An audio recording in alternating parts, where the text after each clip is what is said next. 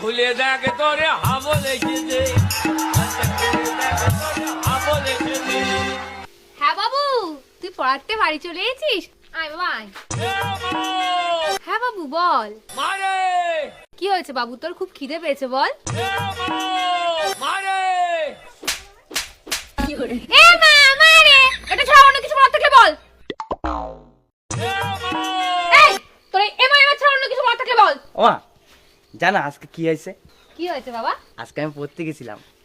আরে আমার সোনা বাবাটা, তারপর? তারপর যখন পড়তে গেছি, মাস্টারের বাড়ি গিয়ে দেখি কেউ উঠেনি। তারপর তারপর তারপর গিয়ে দেখি মাস্টার ওর বউরে জড়ে জড়ে ঘুমিয়ে আছে।